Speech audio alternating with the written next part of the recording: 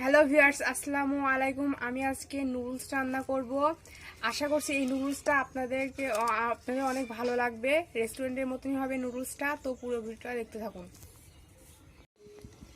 Frying প্যানে আমি পানি দেব। পানিটা আমি ফুটে নেব ভালো করে। ঢাকনা দিয়ে আমি ঢেকে রেখে দিলাম 5 মিনিট। আমি আলু কুচি করে কেটে নিয়েছি, দেখুন লম্বা করে, খুবই চিকন করে কেটে নিয়েছি। দেখুন কোনো পানি নেই। এর সঙ্গে এবার আমি লবণ দিয়ে কিছুক্ষণ মাখিয়ে রাখবো। 4 থেকে 5 মিনিট মাখিয়ে রাখলে এই আলুর ভিতরে যে পানিটা আছে বের হয়ে যাবে।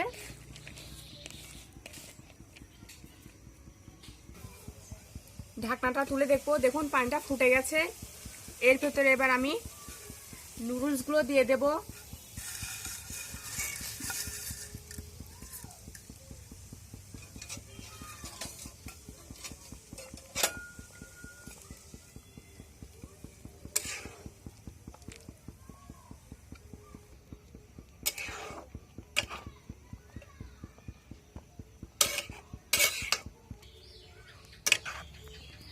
নুডলসটা সেদ্ধ হয়ে গেছে। এবার আমি এই নুডলসের পানিটা ঝরিয়ে নেব।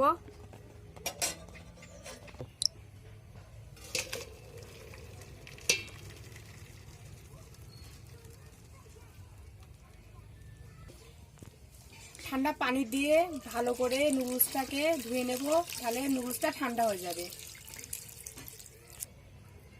নুডলসটা পানি ঝরিয়ে দেখুন আমি একটা প্লেটে নিয়ে নিয়েছি। এবার আমি সাদা তেল দেব সামান্য পরিমাণ, দিয়ে এটাকে আমি মাখিয়ে নেব, তাহলে নুডলস একটা গায়ে আরেকটা গায়ে লেগে যাবে না। দেখুন, দেখতে পাচ্ছেন নুডলসের গায়ে যে আঠালো ভাবটা থাকে সেটা কিন্তু চলে গেছে, দেখুন তেল দেওয়ার পরে। আমরা বাকি রান্নাটার দিকে চলে যাব, চলুন। ফ্রাইং প্যানটা গরম হয়ে গেছে। এবার আমি সাদা তেল দিয়ে দেব।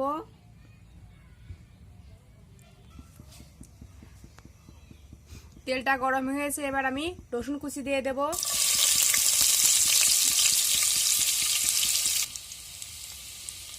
আদা কুচি, এগুলোকে একটু নেড়ে নেব আমি।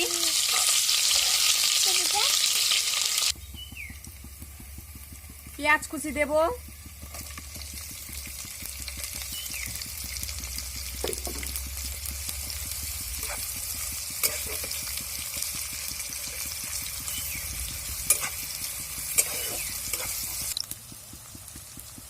কাঁচা মরিচ কুচি দেব।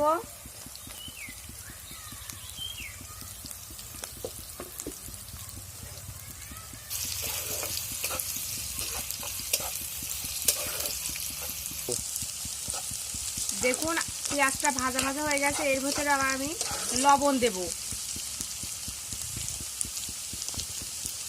সামান্য পরিমাণ লবণ দিচ্ছি।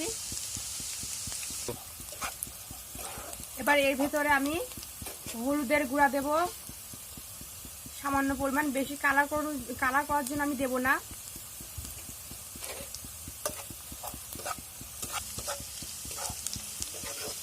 পেঁয়াজটাকে আমি আরেকটু ভাজা ভাজা করে নেব। দেখুন পেঁয়াজটা ভাজা ভাজা হয়ে গেছে। দেখুন আলু লবণ দিয়ে রেখে দিয়েছিলাম, দেখুন পানিটা বের হয়ে গেছে। এবার আমি এটাকে চিপে এই পেঁয়াজের ভিতরে দিয়ে দেব।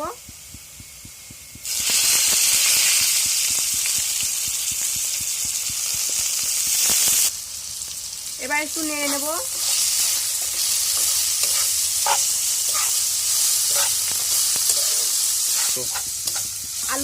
আলুটাকে আমি একটু ভেজে নেব।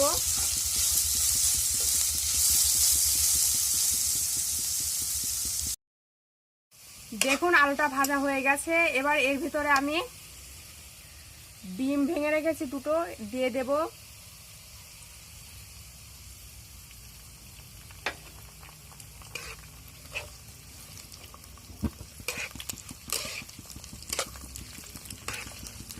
মিক্স করে নেব এটাকে ভালো করে।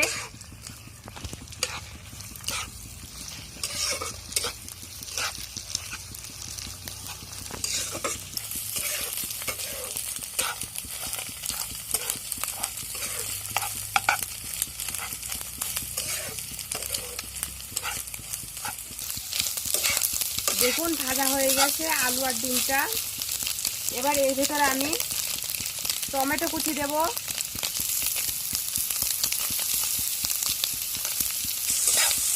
এটাকে আমি ভালো করে নেড়ে নেব।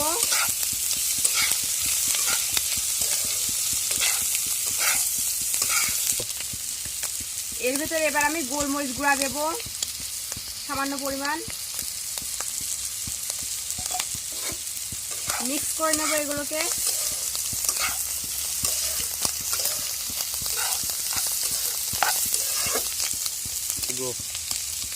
এর ভেতরে এবার সয়া সস দেব,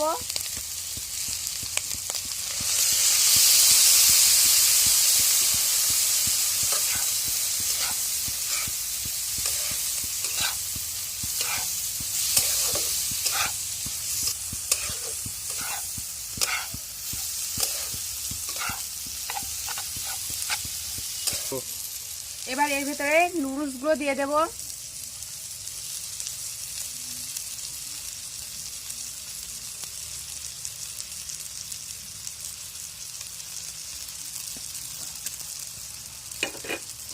এগুলোকে মিক্স করে নেব এবার আমি।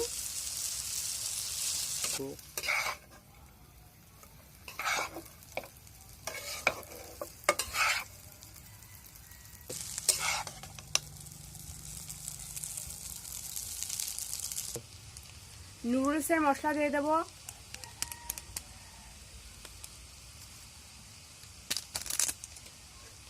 এগুলোকে মিক্স করে নেব আমি।